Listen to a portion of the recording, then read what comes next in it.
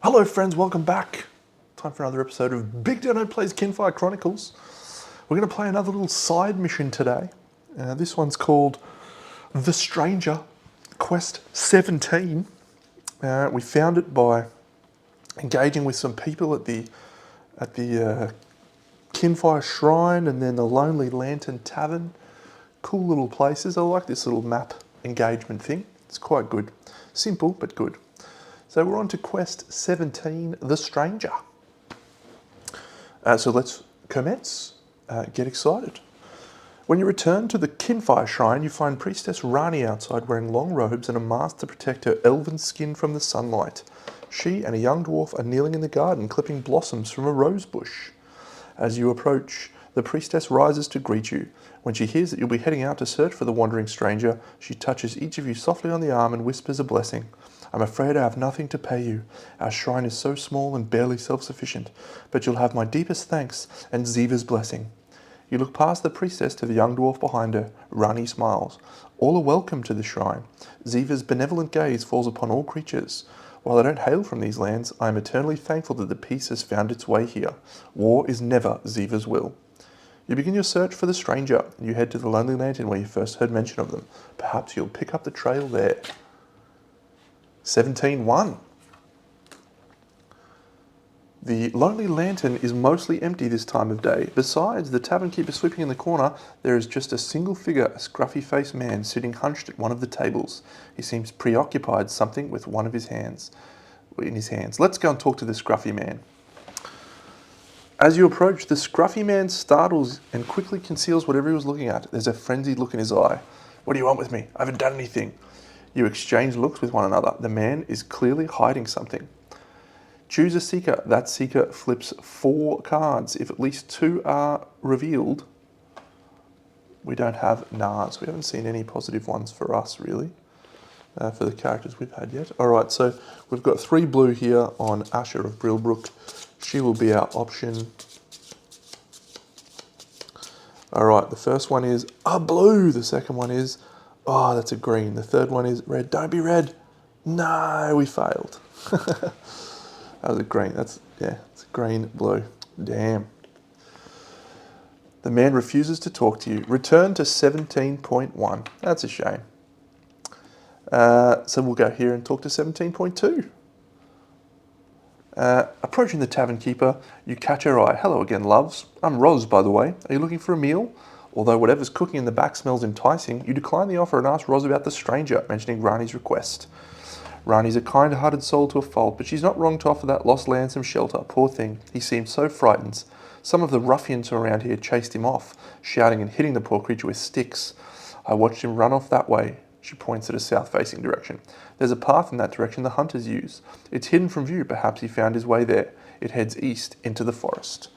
Take memory 17A. We return to 17.1. We will go search the surrounds. Let's go to 17.5. Outside the Lonely Lantern, the air seems thick and humid. You take a look around and consider your options. If you have memory 17A, we do, go to 16.6. You find the hidden path right where Roz said it would be. After a steep decline into a valley, the path leads east and disappears into the forest. Apart from Roz's suggestion, you have no evidence that the stranger came this way. We'll follow the hidden path. Let's go. 1710. Roz seems like a trustworthy sort. Following the trail, you spot signs that someone has passed this way, but the tracks are faint and hard to follow. You must flip the indicated number of green to follow the tracks. So we need to flip 6 green to be able to follow the tracks. Ooh, Valora's keen tracking skills come in handy. It's just down here. You need 2 fewer green. All right, so we only need 4 green, and we're flipping 3 cards for everyone. So let's shuffle Valora. With 3 cards for everyone, yep. So 1, that's green. 2, blue. 3, red. So we've got 1 green. We need 2 more to come. Is that right? 3 to come. 1, that's green. 2, 3. We've got 3 green. So we only need 1 green from Big Khor. Come on, Big Khor. Come on, big fella. Oh, something cool happened at the end of the last episode. It's a white. Yes. 2, 3. We did it. We found him. We wouldn't have found him if we didn't have Valora. Yeah, something cool happened at the end of the last episode, which I forgot to show, which was we unlocked a copper pack, which I should have done on stream, but was on screen, but we didn't. But yeah, we got some cool cards. I haven't looked really into them, so I haven't put any of them in my decks, but I did put that other card that we bought into the deck, so. All right, afterwards, you follow the trail. Go to 1711. Corpses litter the edge of the forest, people you recognise from town. Their lips and fingernails are blue, and some of their necks are scratched and bleeding.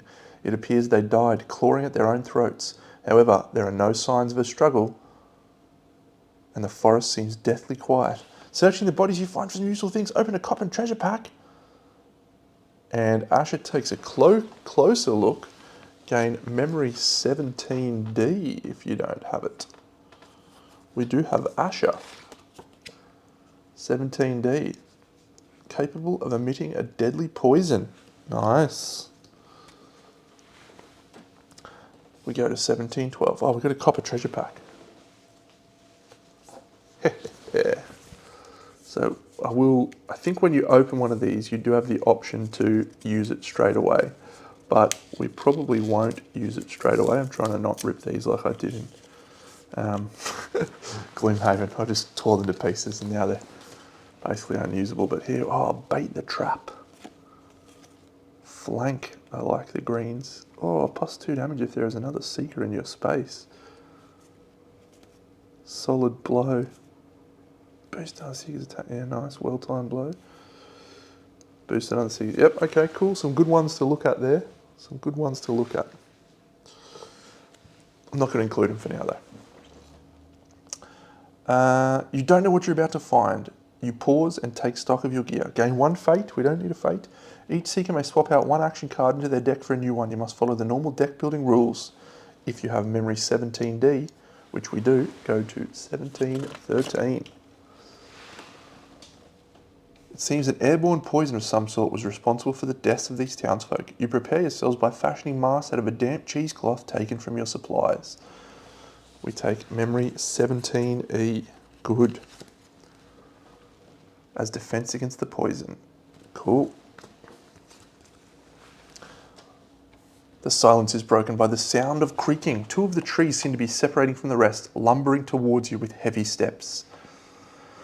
The smaller one, walking on splintered legs, is coated in mushrooms. The other swings a massive log fist as it walks. A voice cries out from above in a strange language as a metal ball smashes into the larger of the beasts. The very stranger you were looking for is now providing with cover fire high in the branches. Open the atlas to map 21 and put ally 17A into play. All right, let's do that. Map 21. I found it. An ally, we have an ally. Our ally is the stranger.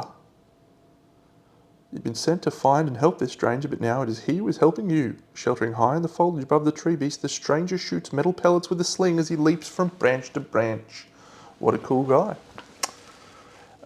If you have memory 17C, we don't. If you have memory 17E, ooh, we do. Place overlay 17A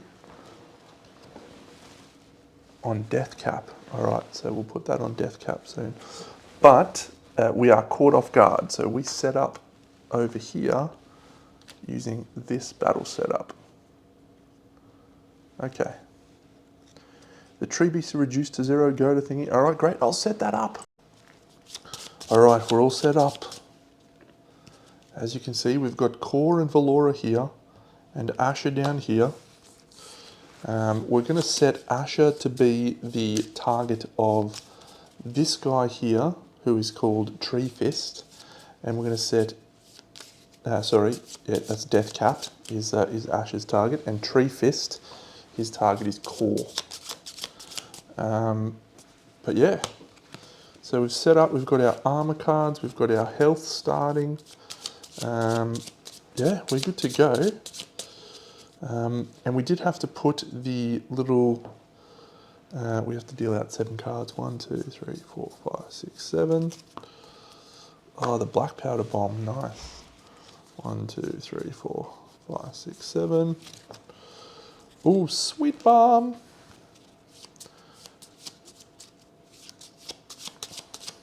One, two, three, 4, 5, 6, 7. All right, cool. Valora, helmsman. Yes, let's look at these guys. So yeah, we put this down here, which is a overlay because we've got our masks on protecting us from the poison, which is cool. So that's, again, a cool and simple way, an elegant way to reflect the story. I really like it. So 8 damage is bad. Before attacking, Tree Fist refocuses but does not move. 4 damage is fine. Before triggering one of Tree Fist's active abilities, discard the top status. If there are no statuses to discard, Tree Fist gains 1 health, not to exceed its starting health. So we need to put statuses on him. This guy has the same. Okay? So throw down some statuses.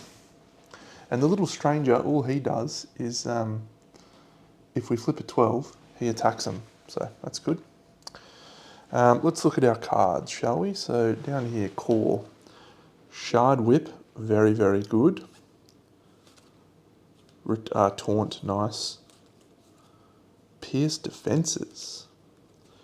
Okay, so there is an ability for us to put out stuns, which means we're going to be able to stop health. Yeah, so that's good for him. He's got some good options. 5 damage. Bomb.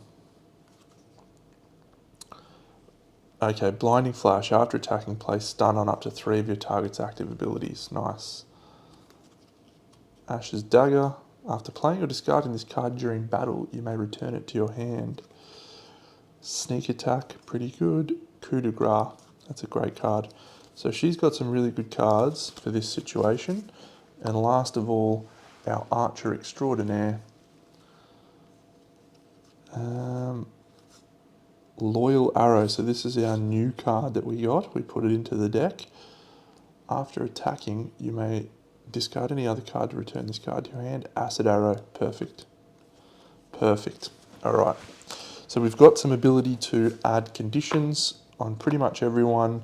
We've got some big damage swings. Let's see if we get some draws. We're starting with number 8. All right, so that is Death Cap, the tree beast. With a wet, flatulent sound, the tree expels a cloud of musty spores. The smell is acrid but muted through your dampen masks. This attack targets all seekers in adjacent spaces as well. So Death Cap's priority is Asha. So unfortunately for us, this is Death Cap. He moves to here, and he's going to hit everyone with 1 damage and apply a hurt condition to everyone. Now, we can potentially block some damage there. It's a white, so we can do any colour. Oh yeah, so she's just going to lose her armour. She's going to suffer no damage. He's going to lose an armour. He's going to suffer no damage. And I think we'll let him take the damage for Valora. Alrighty. Okay, Asha. So Asha is currently in position to throw down her sneak attack. No. Yeah, she's going to use her Blinding Flash. So, Blinding Flash. It's 1 damage to the tree. Oh, sorry, before triggering, he doesn't go above his starting health. So we're going to do 1 damage to Death Cap. So he's down to 21. But then we apply 3 stunned to Death Cap's cards. Okay, and then we will move, and we're going to move down here into this hex where this guy is. So that doesn't refocus that attack. That's discarded. Do we want to boost? It's a green card to boost. We have no boosts here.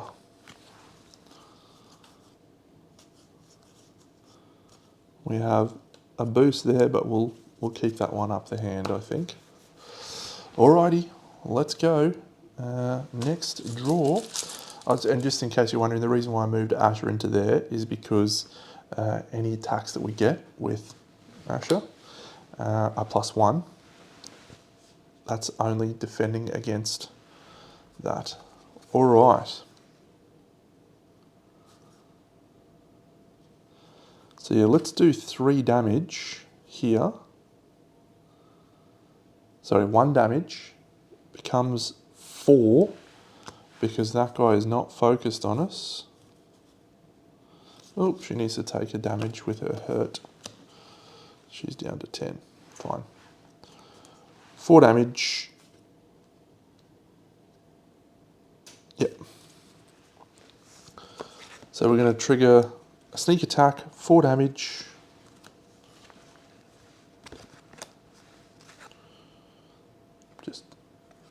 Yep. On this big fella, so he goes down to 22. That doesn't trigger anything, but it does bring the focus over here. There's a risk. This is a risk. Come on, the good guys. Yeah, Valora. All right. So Valora takes a damage from her hurt condition. She's down to 11. But then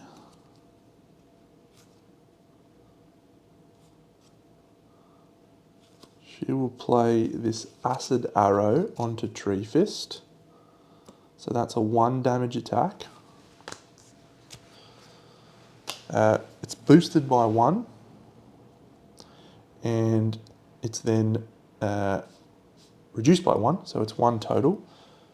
That's a green attack. I think we have a green boost here. None of those, but maybe a green boost here. Yeah, we'll just let her draw a card. Quick shot. Nice. So it's just going to be the 1 damage, but we do get to apply 3 hurt conditions. 1, 2, 3 from the acid arrow. And I reckon we go 1, 2 there and 1 there. So 1 on Big Tree Fist. She's then going to move to this hex here.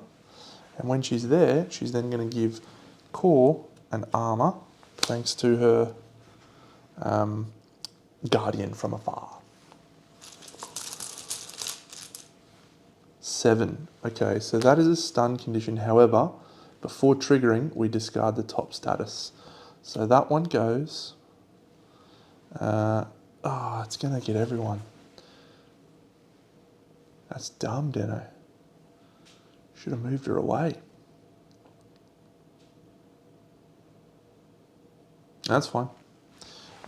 So this buffhead moves down to here as well. They're all hanging out in this party zone. It's going to be 1 damage, and then all seekers in adjacent spaces as well. 1 damage, 1 damage, 1 damage. So we're going to get another hurt. We're going to get another hurt. We're going to get another hurt. She doesn't have any armor. Actually, I should have given the armor to her, not to him. Yep, so I did that. He takes an armor, and Khor will take the damage from Valora. And that's it. Khor, the big fella. All right. He's taking 2 damage, and then he's discarding a hurt. So he's down to 10. He has a range shard whip, or he has pierce defenses, or he puts out more stuns. Yeah, let's go Aftershock actually. So Aftershock, it's range, does 2 damage. That's basically 2 damage because Asha's in the same square as them. But we can discard an armor. So we'll discard an armor card to make that attack both of them for 2 damage, and it applies a stun condition to both. So we'll go stun there, and we'll go stun there. Discard the top status from that ability. Yep. So that's a red card. Do we have a boost available? So we will give him the ability to discard that hurt condition. Red boost. Extra movement. I will actually boost its attack by 1, the splatter arrow, because that's going to affect both people. So I don't think I actually applied the damage yet, did I? No. So it's 3 damage now. 18.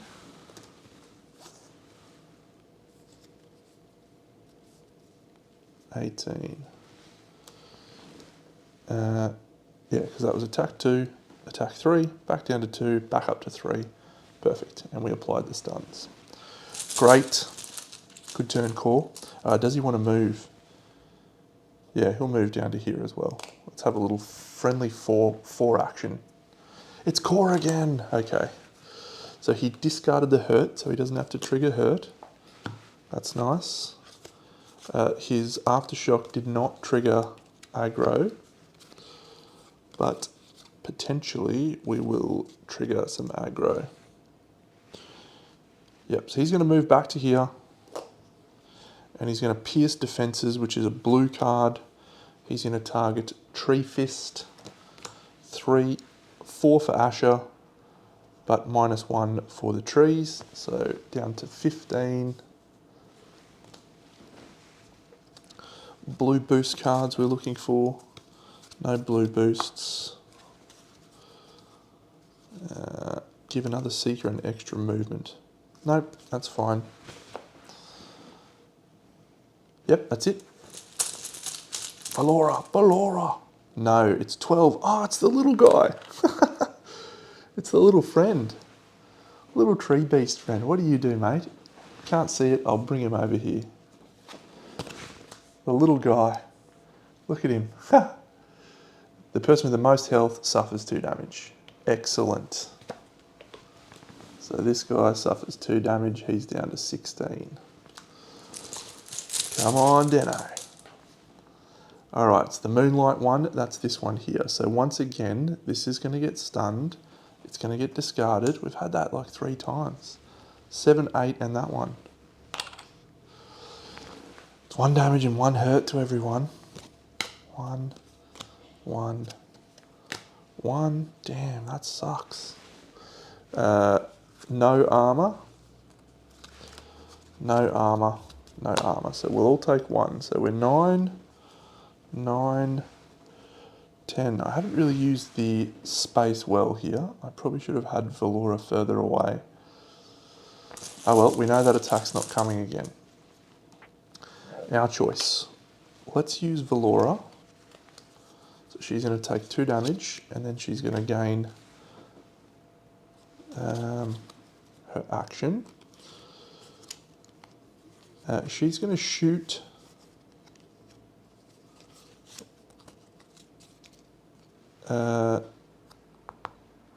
Sorry, I do have to move that over there, and that's it. Yep. Yeah, so she's going to shoot this loyal arrow, and then she's going to discard any other card to return it to her hand. She's going to discard the hurt condition. So that loyal arrow is going to come back into her hand. It's going to be 3, 4, back down to 3, on 2. We'll put it on Tree Fist.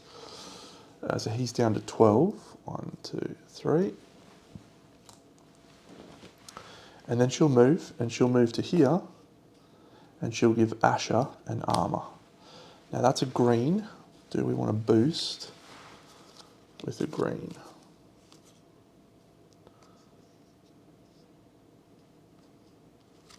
Yeah, we'll boost it by 1.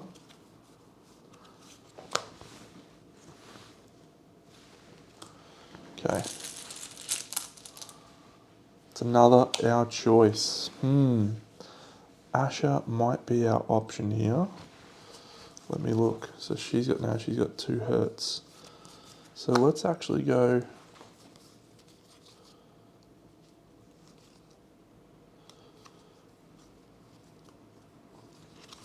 We'll go Valora. We'll do a quick shot. It's a free action. It does 2 damage, +1, -1 because Ash is there. So we're down to 9. And then we'll do a loyal arrow.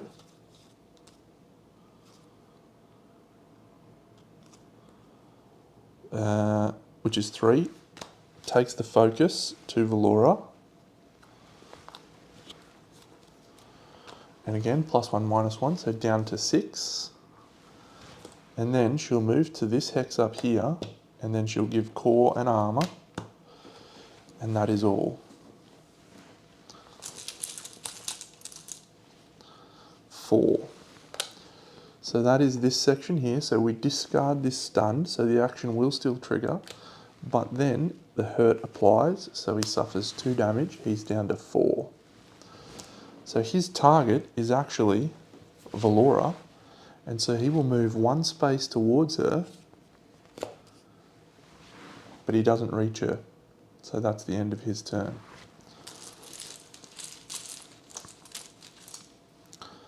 Asha of Brelbrook.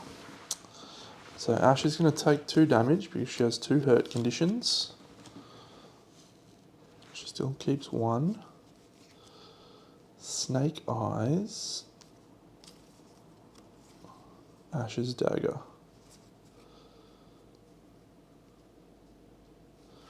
So coup de grace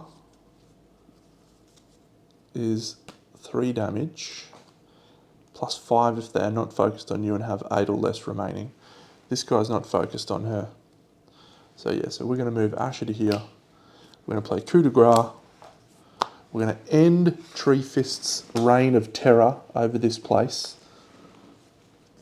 Bring those 2 hurt conditions back. He's done. And then we're going to flip that guy over. And now these all apply to those rows. Good work, Asha. Does she still have action cards? She does. It's the big green man, Khor. He's got 16 health, this guy.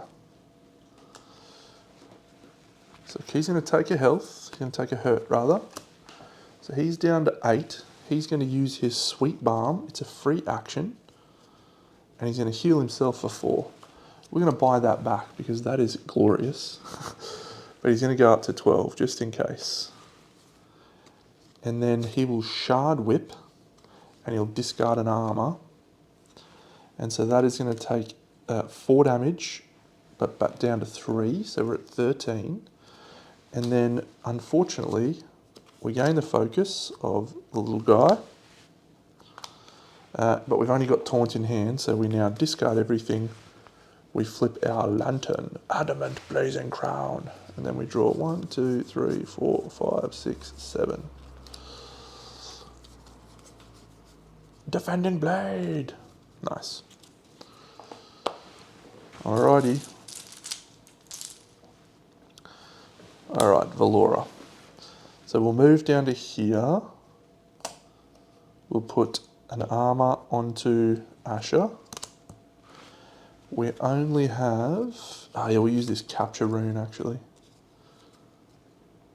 Yep, so it's 1 damage total, but we do put out a trapped condition, which means he can't move. We'll put that on there. It's fine. He'll discard it, and he'll ignore it, but it will mean he won't recover a damage, because he's a tree man. Do we have a blue boost? None there. What about here? Do you have a blue boost? We could make it 1 extra. Yeah, we'll make it 1 extra. He's down to 11. Come on. Khor again.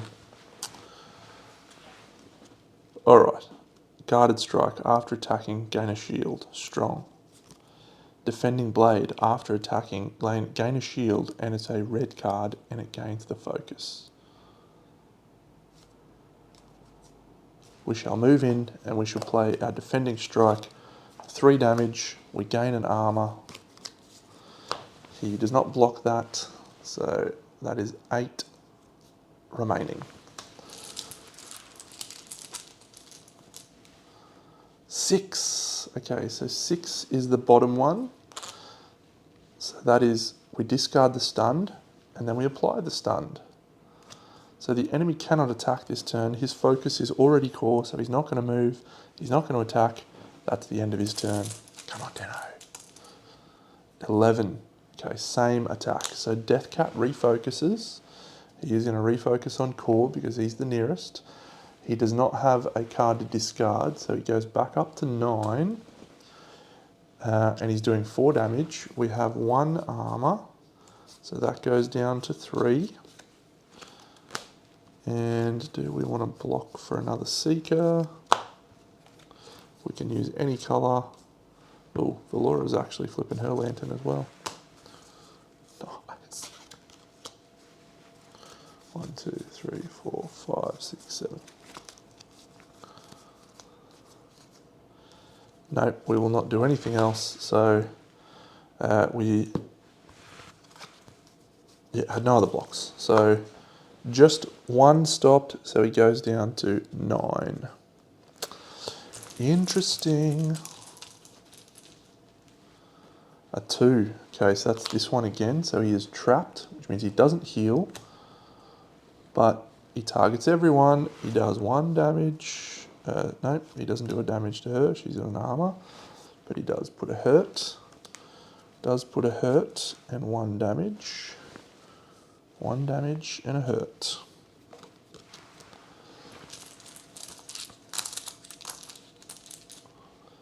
Alright, Asha with her last activation. Suffers 2 damage and then loses. She's down to 5. Alright, he's got 9 health left.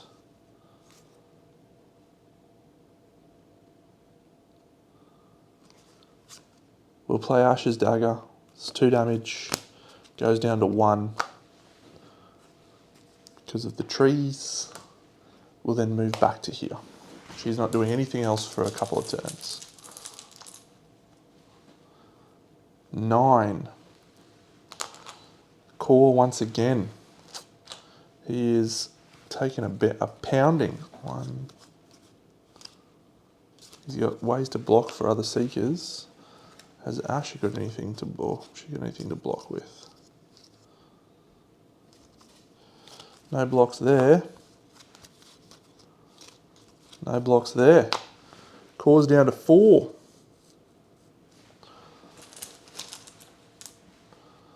One. It's that same card again. Khor dies. So we have to redraw that. So we have no taunt, so we have to use a fate token. Goes in the void box. It's our turn. Alright, so we can choose who we want that to be. Before attacking, move all adjacent enemies to your space. We don't want to use that one. I think we use Valora. She has a relentless snipe. And she will target anyone on the map with her lantern. 7 damage. Goes down to 6. So that's 2 health left. And then, do we have a boost? Oh, she's going to suffer some damage as well.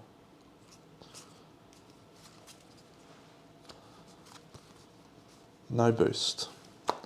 She's going to suffer damage. She's down to 6.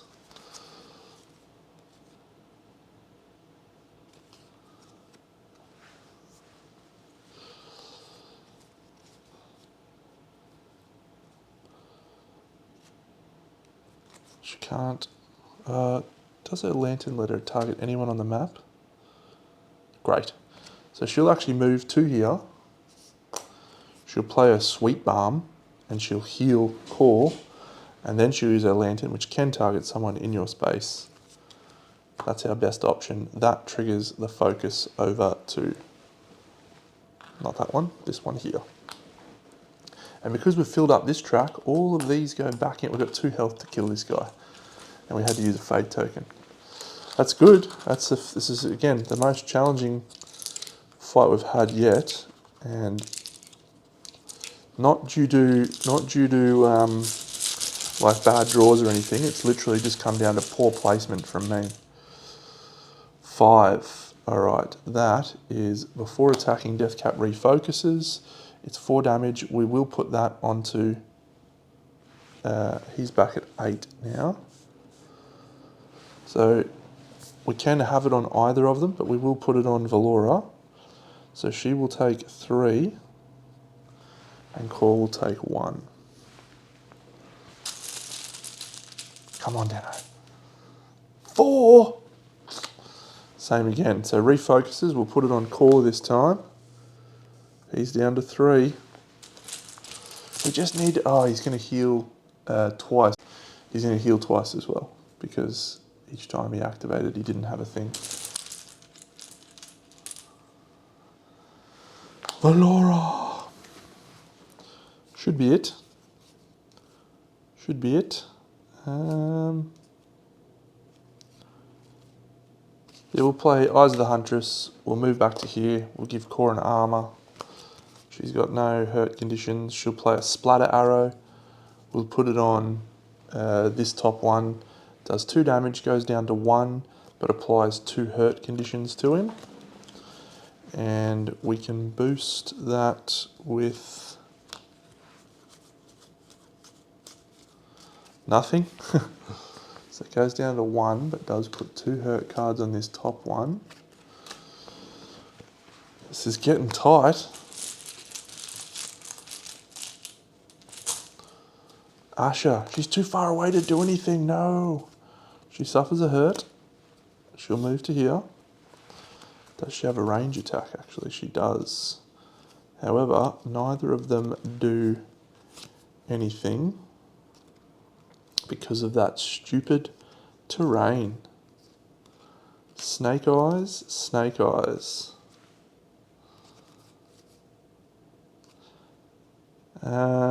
Is it worth doing? Yes, because it draws focus. So the focus is now on her. She still has an action in her hand. She has an armor.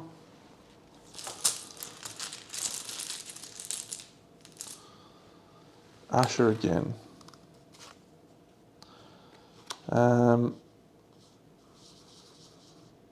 play and resolve or draw and discard a card.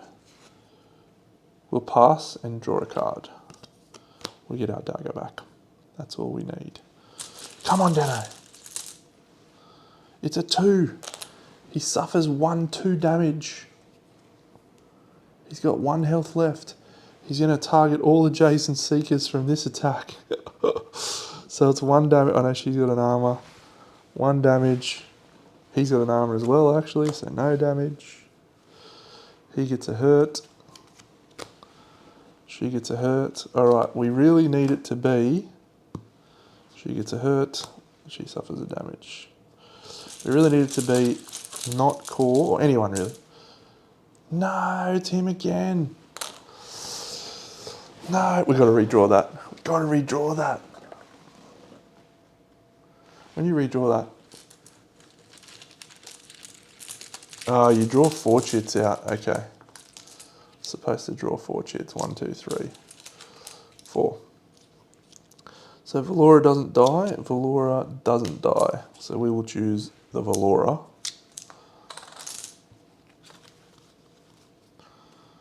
And we will do a shot to the knee, which kills the guy. Just. That is awesome. Much closer. Much closer. 1, 2, 3, 4. Yeah, cool. Imagine if we didn't have. So that does 1 damage. It does 2 hurt and a stun card. That is awful. So just on reflection, right? And I'm really glad to have this conversation. I played that really poorly. So this is a space.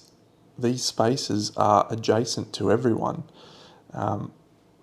which is awful. So I really needed to separate a little bit more so that when a target for this one hit someone. It didn't hit everyone every time.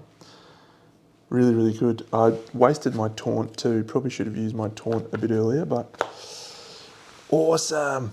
All right, so we defeat both of the trees and we return here. So we go to 1718. Having overcome the beasts, you take a moment to catch your breath. You hear a rustling from above and then find yourself face to face with the stranger. If you have memory 17B, you return the brooch to him. We do not. Otherwise, you would tempt him to convince him to come back to Vinna with you. Choose a seeker. We need to flip a red, a blue, and a green. I don't really know what to do here, if we have to shuffle or not. I'm going to assume not. So I think our most likely option is probably not him. He's spent a lot of reds there. Asha's got greens and some reds. She's unlikely to flip a red. Valora.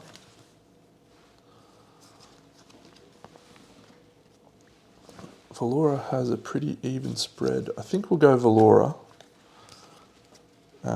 And she's going to flip 4 cards. 1 red, 1 blue, 1 green. That'll do fine.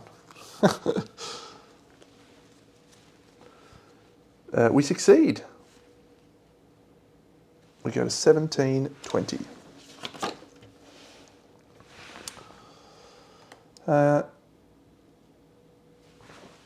With a combination of gestures and some drawings in the dirt, you're able to convince the stranger to follow you back to Vinna, where you leave him in Rani's care.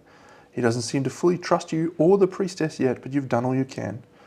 The priestess thanks you. I wish I had something to show my appreciation, but it will have to be up to Ziva to bless this good deed. You aid a lost and confused being out of the goodness of your hearts. I am certain I will hear more tales of your heroism in the day to come.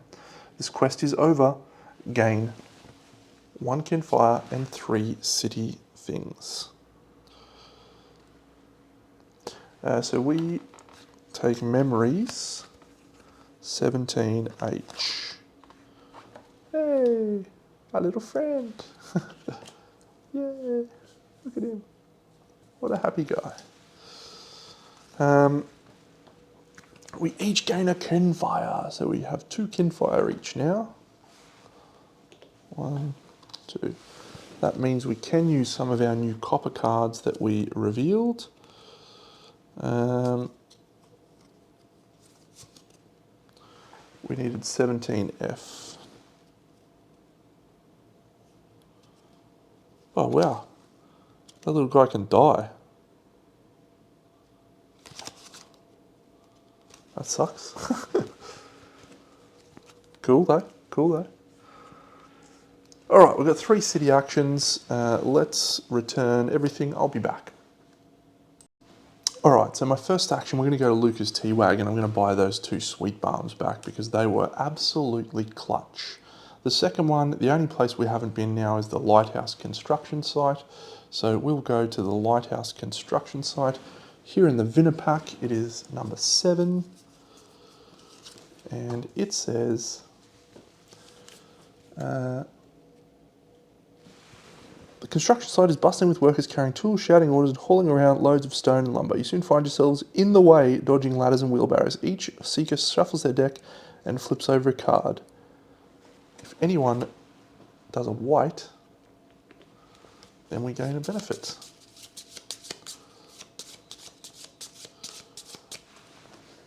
That's not a white. I flip this one.